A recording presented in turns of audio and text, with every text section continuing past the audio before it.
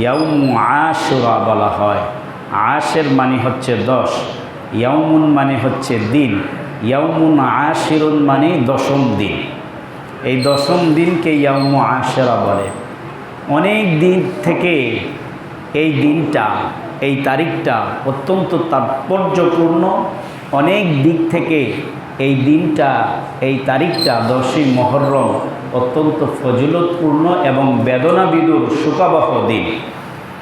এজন্য পৃথিবীর ইতিহাসের শুরু থেকে, একেবারে শুরুর লগ্ন থেকেই আল্লাহ রাব্বুল আলামিন এই মুহররম মাস যে নির্ধারণ করেছেন, 12টি মাস নির্ধারণ করেছেন। ইন্না ইদ্দাতাশ শুহুরি ইনদাল্লাহি 12 শাহরান।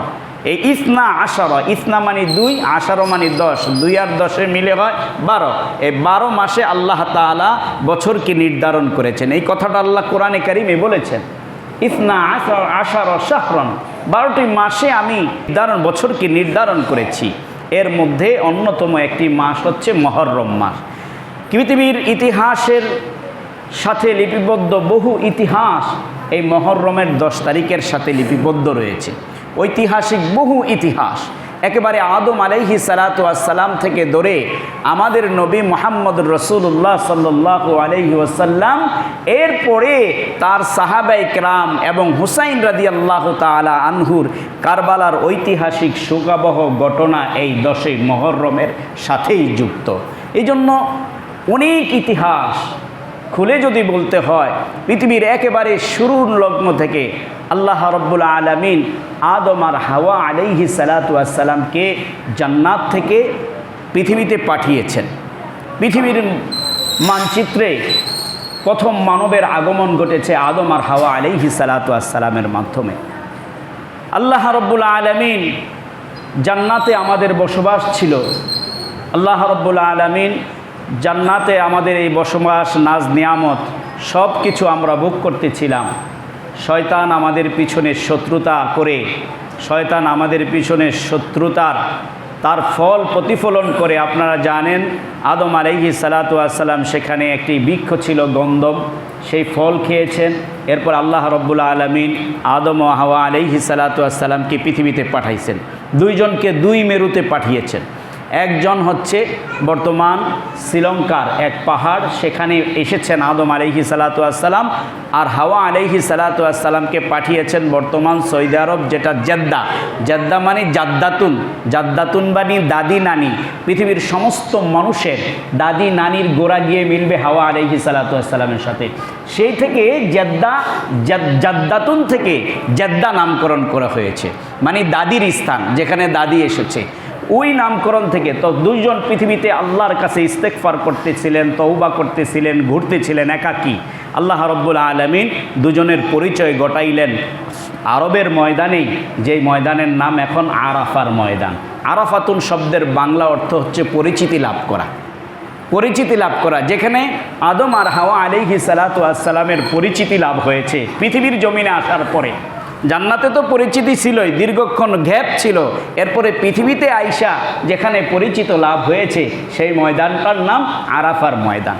যাই হোক, তো এই আরাফার ময়দানে যেদিন পরিচয় ঘটে, যেদিন আল্লাহ রাব্বুল আলামিন আদম আলাইহিস সালাতু ওয়াস সালামের তওবা কবুল করেছিলেন, সেই দিনটাই ছিল এই 10ই মুহররম। 10ই মুহররম ইয়াউমু আশুরা। এমনিভাবে আল্লাহ রাব্বুল আলামিন নূহ আলাইহিস সালাতু ওয়াস সালামের কওমকে আল্লাহকে না মানার কারণে 950 বছর নূহ আলাইহিস সালাতু ওয়াস সালাম উম্মতকে দাওয়াত দিয়েছেন। 950 বছর দাওয়াত দিয়েছেন, নবুয়তের দায়িত্ব নিয়ে 950 বছর দাওয়াত দিয়েছেন। কি দাওয়াত দিয়েছেন?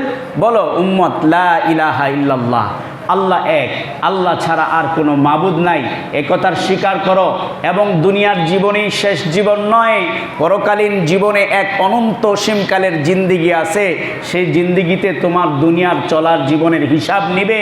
এই হিসাবের জন্য তুমি প্রস্তুতি নাও, এই হিসাবের জন্য তুমি আল্লাহর দরবারে যে দাঁড়াবে। এই জন্য দুনিয়ার জীবনটাকে আল্লাহর মতো করে, আল্লাহ যেভাবে চেয়েছেন সেভাবে সাজাও, নবীকে মেনে নাও, আল্লাহকে মানো। এই দাওয়াত দিয়েছেন 950 বছর।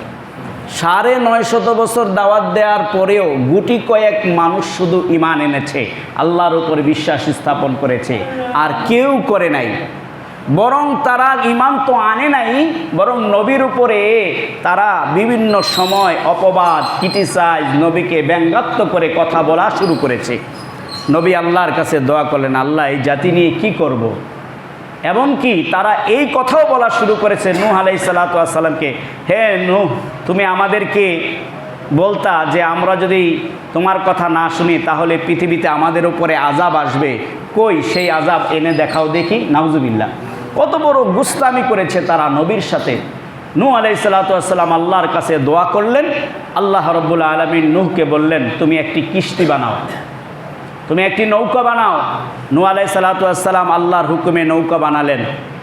এই নৌকা বানাতে দেখেও নূহ কওমরা, নূহের জনগণ তাকে নিয়ে ক্রিটিসাইজ করতেছিল যে এ নূহ, আমাদের এলাকা হচ্ছে পাহাড় পর্বতে ঘেরা এলাকা, নদী আমাদের থেকে অনেক দূরে, তুমি এই কিস্তি বানাচ্ছ, এই কিস্তি, এই নৌকা কি পাহাড়ের ওপর দিয়ে চলবে নাকি জিন বহন করে এই নৌকা নিয়ে যাবে? এভাবে করে নূহকে বিভিন্ন সময়ে ক্রিটিসাইজ, অপদস্থ করতেছিলেন। আল্লাহ রাব্বুল আলামিন নূহকে বললেন, তুমি ধৈর্য ধরো আর আমার আদেশের অপেক্ষা করো। এক রাতে আল্লাহ আলাইহিস সালাতু ওয়াস সালামের কাছে, আপনি প্রত্যেক প্রাণী থেকে এক জোড়া করে প্রাণী এই নৌকাতে উঠান, আর প্রত্যেক মুসলমানদেরকে যারা আপনার উপরে ঈমান এনেছে, আমার উপরে ঈমান এনেছে, তাদেরকে আপনি কিস্তিতে উঠান। পৃথিবীতে আমি এমন প্লাবন দিব, এমন বন্যা দিব, যেখান থেকে এই কিস্তির বাহিরে যদি কোনো পাখিও থাকে, কোনো বস্তুও থাকে, সেটাও আল্লাহর গজব থেকে বাঁচতে পারবে না। এই কথা বলে আল্লাহ আদেশ জারি করলেন। নূহ আলাইহিস সালাতু ওয়াস সালাম আল্লাহর আদেশ অনুযায়ী কিস্তির মধ্যে প্রত্যেক মুসলমানদেরকে উঠালেন এবং প্রত্যেক পশু পাখি থেকে একটা জোড়া করে, একটি নর একটি মাদি, মানে গরু যদি উঠায় তাহলে একটি বাছুর গরু, একটা মাদি গরু, গাভী, এভাবে করে উঠাইছেন। পৃথিবী জুড়ে বন্যা হলো। পৃথিবীর ইতিহাসে এর চেয়ে বড় বন্যা আর পৃথিবীতে হয় নাই। পুরো পৃথিবী বন্যায় ভরে গেল। আল্লাহ বিরুদ্ধ সমস্ত মানুষ আল্লাহর এই আযাবে ধ্বংস হলো। আল্লাহ রাব্বুল আলামিন নূহ আলাইহিস সালাতু ওয়াস সালামকে এবং কিস্তিতে আরোহিত সমস্ত মানুষ এবং পশুকে আল্লাহ রাব্বুল আলামিন রক্ষা করেছেন। যেই দিন আল্লাহ রাব্বুল আলামিন পৃথিবীর এই বন্যা কমিয়ে দিয়ে নূহ আলাইহিস সালাতু ওয়াস সালামকে রক্ষা করলেন এবং তার নৌকা কিস্তি জুদি নামক পাহাড়ে গিয়ে নঙ্কর গাড়ল, থামলো, সেই দিনটা ছিল এই 10ই মুহররম। সুবহানাল্লাহ, সেই দিনটা ছিল এই 10ই মুহররম। মূসা আলাইহিস সালাতু ওয়াস সালামকে আল্লাহ রাব্বুল আলামিন ফেরাউনের অত্যাচার থেকে রক্ষা করেছেন। জালেম শাসক, মূসা ছিলেন আল্লাহর পয়গাম্বর, ফেরাউন ছিল মিশরের জালেম শাসক। সে নিজেকে খোদা দাবি করেছে। শুধু খোদা দাবি করেই শেষ করে নাই, বরং নবীর উপরে যারা ঈমান এনেছে, নবীর উপরে যারা ঈমান এনেছে তাদেরকে সহ সবার উপরে নির্মম নির্যাতন চালাচ্ছিলেন। আল্লাহ রাব্বুল আলামিন নবী মূসাকে আদেশ দিলেন, আপনি তার এলাকা ছেড়ে নীল নদ পার হয়ে অন্যত্র চলে যান। এই ইতিহাস আমরা জানি। মূসা আলাইহিস সালাতু ওয়াস সালাম সমস্ত বনি ইসরাইলের মুসলমানদেরকে নিয়ে এবং নবী মূসা সহ রওনা দিলেন। এদিকটা সমস্ত লোকদেরকে হত্যা করার জন্য ফেরাউন নিজে আদেশ দিল এবং ফেরাউন নিজে রওনা দিল। এই ইতিহাস আমরা জানি যে আল্লাহ রাব্বুল আলামিন মূসাকে নীল নদ পার করে দিয়েছেন। সাগরের মাঝে আল্লাহ রাব্বুল আলামিন আল্লাহর এই নবীর জন্য সাগরের মাঝে রাস্তা করে দিয়েছেন। সুবহানাল্লাহ। আর কাফেরদেরকে ডুবিয়ে মেরেছেন। এই ইতিহাস থেকে শিক্ষা হলো এটা, বিপদ আপনার সামনে যত বড় ঘনীভূত হোক না কেন, আপনি যদি আল্লাহর উপরে ভরসা রাখেন, আল্লাহর উপরে বিশ্বাস স্থাপন করেন, কোনো না কোনো মাধ্যমে আল্লাহ রাব্বুল আলামিন, যেটা আমাদের দ্বারা করা অসম্ভব, আল্লাহ রাব্বুল আলামিনের দ্বারা সেটা করা সম্ভব। কোনো না কোনো মাধ্যমে আল্লাহ রাব্বুল আলামিন আপনাকে সেই বিপদ থেকে রক্ষা করবেনই। সুবহানাল্লাহ। তো এই মূসা আলাইহিস সালাতু ওয়াস সালামকে যেই দিন এই ফেরাউনের অত্যাচার থেকে রক্ষা করেছিলেন, সেই দিনটাও ছিল এই 10ই মুহররম। আজকের এই দিনটা 10ই মুহররম। এমনিভাবে আল্লাহ রব্বুল আলামিন ইউনুস আলাইহি সালাতু আসসালামকে মাছের পেটে চলে গেছিল ইউনুস আলাইহি সালাতু আসসালাম। আপনারা জানেন নৌকা থেকে ইউনুস আলাইহি সালাতু আসসালামকে নদীতে ফালানোর পরে বিশাল এক মাছ হাঙর এসে ইউনুস নবীকে খেয়ে ফেলছিল।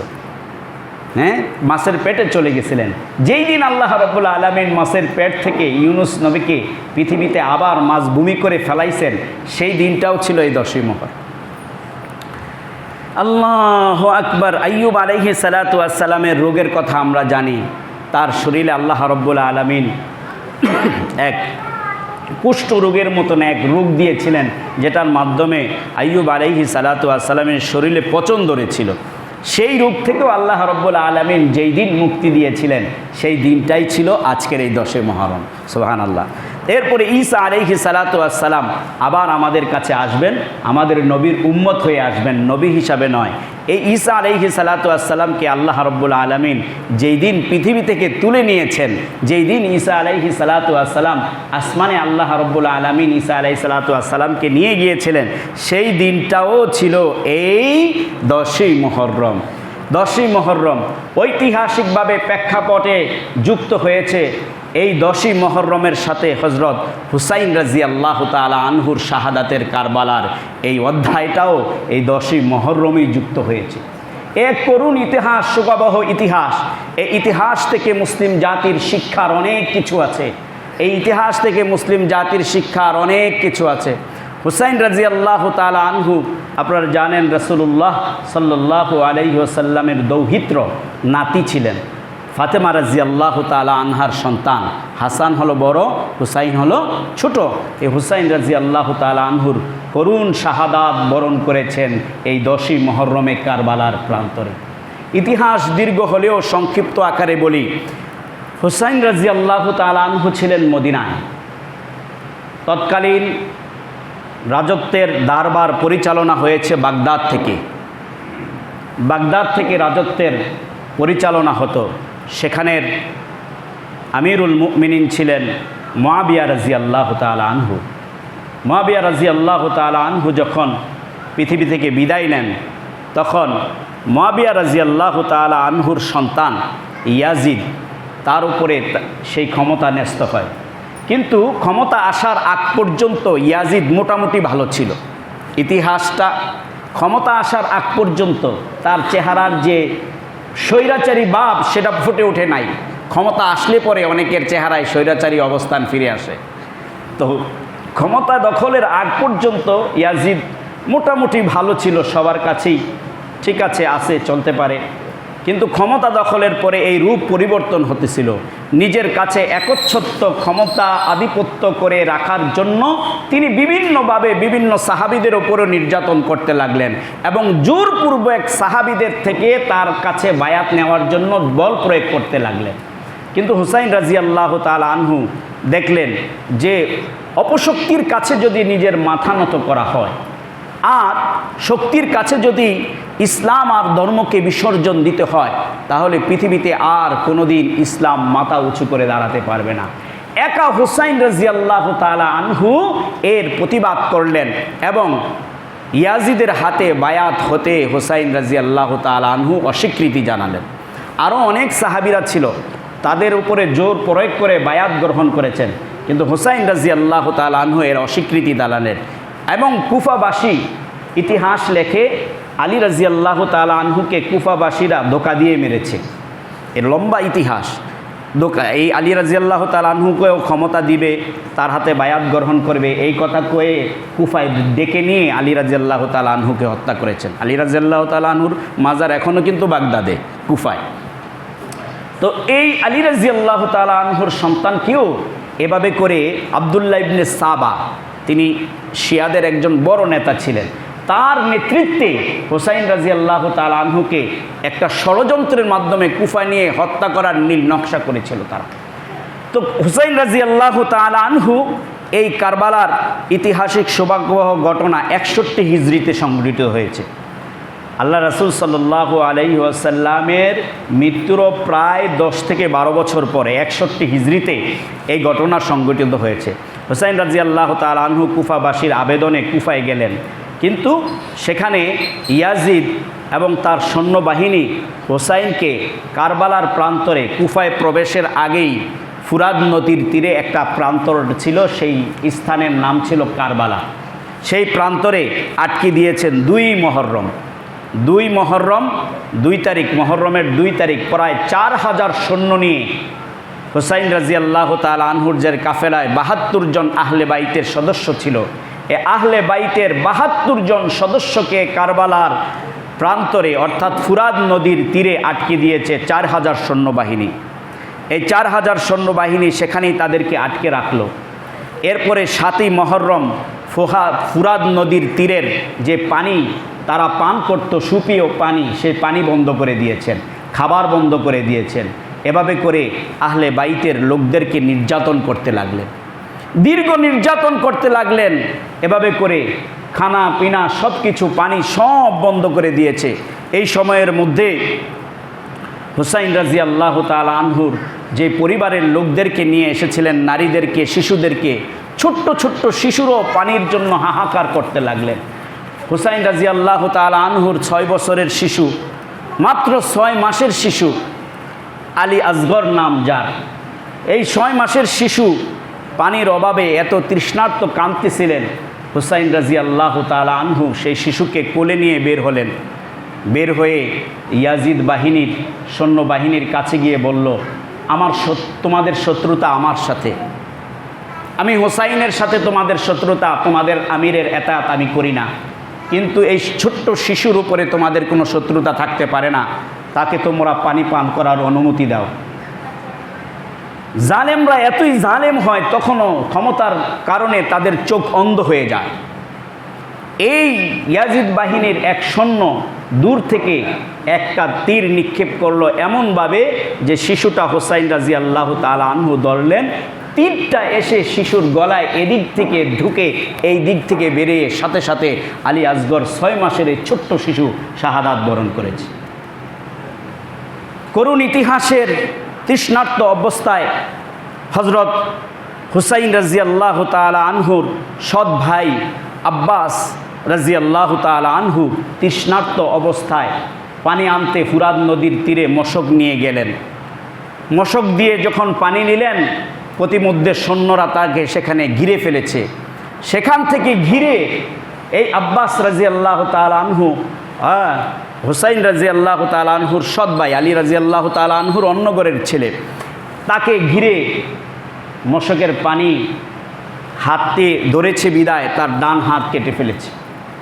এরপরে তিনি বাম হাতে মশকটা ধরেছেন, বাম হাত কেটে ফেলেছে। দূর থেকে আরেকজন একটি তীর মেরে মশকটাকে ছিদ্র করে সব পানি ফেলে দিয়েছে। শুধু এতটুকুই ক্ষান্ত হয় নাই, পানি তো দেয় নাই, বরং সেখান থেকে আব্বাসকে ফিরে তার তাবু পর্যন্ত আসতে দেয় নাই, সেখানেই বর্ষার আঘাতে তার কল্লাকে দ্বিখণ্ডিত করেছে। ইতিহাসে আরও করুণ করুণ অবস্থার হয়। হুসাইন রাদিয়াল্লাহু তাআলা আনহু এর মেয়ের সাথে হাসান রাদিয়াল্লাহু তাআলা আনহুর পুত্র কাসেমের বিবাহের দিন ধার্য হয়েছে, বিবাহ মাত্র সংগঠিত হয়েছে। এর একদিন পরেই এই কারবালার যুদ্ধ শুরু হয়েছেন। তিনি অনুমতি চাইলেন, হুসাইন রাদিয়াল্লাহু তাআলা আনহু প্রথমে অনুমতি দেন নাই, পরবর্তীতে অনুমতি দিয়েছেন। এই অনুমতি দেওয়ার পরে তিনি চলে গেছেন যুদ্ধের ময়দানে। এই শিশু এবং নারীদেরকে বাঁচানোর জন্য তিনি যুদ্ধ করতে করতে কারবালার প্রান্তরেই তার জানকে দিয়েছেন। শুধু সব মেরেছে তা নয়, এই অবস্থাতে তারা হুসাইন রাদিয়াল্লাহু তাআলা আনহুর উপরেও আক্রমণ করতে দ্বিধাবোধ করে নাই। হুসাইন রাদিয়াল্লাহু তাআলা আনহুর উপরে আক্রমণ করলেন। আক্রমণ করে শুধু মারেনই নাই, আবদুল্লাহ ইবনে জিয়াদের নেতৃত্বে, নেত্রে শিমার নামে একজন ব্যক্তি হুসাইন রাদিয়াল্লাহু তাআলা আনহুকে হত্যা করলেন এবং তার কল্লা কেটে দামেস্কের রাজধানী, যেখানে রাজত্ব পরিচালনা হয়, সেখানে নিয়ে গেলেন। ইয়াজিদ ক্ষমতার দ্বন্দ্বে এতটাই অন্ধ ছিল যে তখন হুসাইন রাদিয়াল্লাহু তাআলা আনহুকে নিয়ে বিভিন্ন তরবারির মাথা দিয়ে, আঙ্গুল দিয়ে হুসাইন রাদিয়াল্লাহু তাআলা আনহুর ঠোঁটে, নাকে আঘাত করতেছিলেন এক সাহাবী চিৎকার করে সেখানে বলেছিলেন যে আপনি এমন কাজ করছেন যে আমি বহুবার রাসূলুল্লাহ সাল্লাল্লাহু আলাইহি ওয়াসাল্লামকে দেখেছি যে হুসাইন রাদিয়াল্লাহু তাআলা আনহুর এই ঠোঁটে চুমা খাতে, আর আপনি সেই ঠোঁট নিয়ে ক্রিটিসাইজ করছেন। জাইনাব রাদিয়াল্লাহু তাআলা আনহু হুসাইন রাদিয়াল্লাহু তাআলা আনহুর বোন ঐতিহাসিক ভাষণ সকন দিলেন, বললেন, হে জালেম বাদশা, আপনি এমন একটি কাজ করছেন যা পৃথিবীর ইতিহাসে নিন্দনীয় হয়ে থাকবে। হুসাইন রাদিয়াল্লাহু তাআলা আনহুকে মানুষ ভক্তি ভরে পৃথিবীতে স্মরণ করবে, আর আপনাকে স্মরণ করবে মানুষ জালিম হিসাবে, আপনাকে স্মরণ করবে একজন অত্যাচারী বাদশা হিসাবে। ইতিহাসে আপনার করুণ পরিণতি অপেক্ষা করছে। কথার সাথে বাস্তবতাও মিলেছে। তাই হুসাইন রাদিয়াল্লাহু তাআলা আনহুর শাহাদাতের মাত্র 4 বছর পর, মাত্র 4 বছর যেতে না যেতেই এই ইয়াজিদের এত মারাত্মক পেটের অসুখ হলো। অসুখের পীড়াটা এত মারাত্মক আকার ধারণ করেছে যে তার রাজত্বের আশেপাশে কেউ তার কাছে থাকার মতো অবস্থানে ছিল না। নিজ গড়ে একা পড়ে ধুকে ধুকে মরেছে ইয়াজিদ, ধুকে ধুকে মরেছে। আল্লাহ, এই হত্যাকাণ্ডের সাথে যারাই যুক্ত ছিল, উবাইদুল্লাহ ইবনে জিয়াদও এই হত্যাকাণ্ডের সাথে যুক্ত ছিল। ইতিহাস লেখে তার মৃত্যুটা এত করুণভাবে ভিন্ন আরেকটা শাসকের মাধ্যমে হয়েছে। সেই শাসক তার কল্লা কেটে দামেস্কের রাজধানীর অলি গলিতে ঘুরিয়েছে। দামেস্কের রাজধানীর অলি গলির জনগণ সেই কল্লার উপরে, উবাইদুল্লাহ ইবনে জিয়াদের কল্লার উপরে জোতা নিক্ষেপ করেছে। এই ইতিহাস থেকে আমাদের একটু শিক্ষার বিষয় হলো এটা, দুইটা শিক্ষা, একটা জনগণ, একটা শাসকের জন্য। জনগণের জন্য শিক্ষা হলো এটা, শাসক যত শক্তিশালী হোক না কেন, শাসক যদি আল্লাহ বিরোধী হয়, শাসক যদি নবী বিরোধী হয়, শাসক যদি জুলুম হয়, তাহলে এই জুলুমের বিরুদ্ধে প্রতিবাদ করার দায়িত্ব জনগণের। আর শাসককে মনে রাখার শিক্ষা হলো এটা, শাসক যত শক্তিশালী হোক না কেন, যত ক্ষমতাধর হোক না কেন, যত টাকার অর্থের আর অস্ত্রের উৎসের মালিক হোক না কেন, ক্ষমতা চিরস্থায়ী নয়, এর পতন আছে, জালিমের শাস্তি আছে, দুনিয়াতেও আছে, আখেরাতেও আছে। ক্ষমতা চিরস্থায়ী থাকবে না, এর পতন অবিসম্ভবী। সুতরাং যারা রাজত্ব পরিচালনা করে, যারা ক্ষমতা পরিচালনা করে, তাদের এর থেকে শিক্ষা নেওয়াই উচিত যে আমার এই ক্ষমতা চিরস্থায়ী নয়। যতদিন ক্ষমতায় থাকবো ততদিন আল্লাহর আইন বাস্তবায়ন করার চেষ্টা করব। পৃথিবী থেকে চলে গেলে আল্লাহ রাব্বুল আলামিন এর বদৌলতে আমাকে আল্লাহর কাছে প্রতিদান দান করবেন। আর জনগণের শিক্ষা নিতে হবে এটা যে অন্যায়ের বিরুদ্ধে কখনো চুপ নয়, অন্যায়ের বিরুদ্ধে প্রতিবাদ করাই হলো সাহসী ভূমিকা, অন্যায়ের বিরুদ্ধে প্রতিবাদ করাই হবে হুসাইনি আদর্শ, রসুলি আদর্শ। আল্লাহ রাব্বুল আলামিন আমাদের সবাইকে সেই তৌফিক দান করুন। আমিন। ওয়া আখির দাওয়ানা আলহামদুলিল্লাহি রাব্বিল